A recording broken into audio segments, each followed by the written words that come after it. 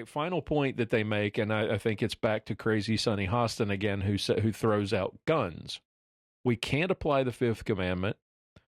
We can't say you shall not kill because we have guns.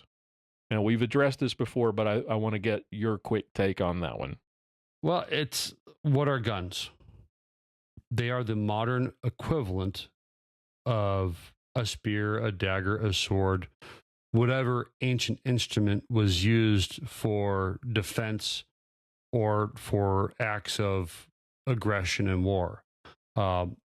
So to say that you cannot own a gun because the law says you shall not kill, or even to take the correct translation, you shall not murder. Well, what's the purpose of a firearm? I don't own a firearm so that I can kill somebody. That's not my intent. In fact, I hope and I pray that I never have to use one of my firearms in order to protect myself or my loved ones. But if I have to, I will. Right. And I think a lot of this is an obvious misunderstanding of the mentality of your average gun owner and Second Amendment advocate. We don't own firearms for the purpose of killing others. We own them for the purpose of safeguarding our own lives. They are seen as instruments for recreation, for competition, and for safeguarding the life of ourselves and others. Right. And because they can be used to kill people, the idea that you shouldn't be able to own it because you can kill someone with it, is akin to suggesting that you can't have a car because you might hit somebody, or you can't have who was it joked about killing people with a weed whacker. Yeah. Well, I mean, you can kill people with pretty much anything. Right. It's not the instrument that's the key.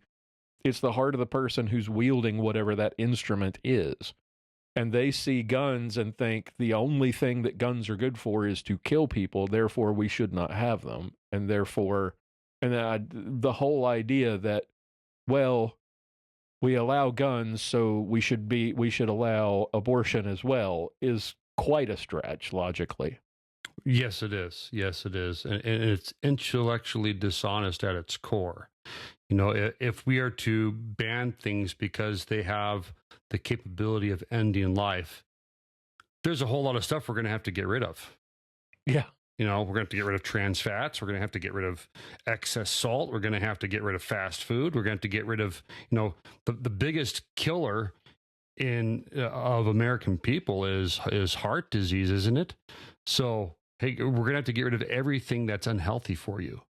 Well, and that gets to the point that they're trying to make there at the end. They're suggesting, well, if you're not going to say you can't kill, period, then we have to have these discussions about all these different things. And that's where you get into this idea. Well, okay, when it comes to guns, if we're going to ban a gun because it can be used to kill people, there's a whole logical, a really bad line of thinking that can lead us to banning all kinds of stuff, like you were saying. Yeah.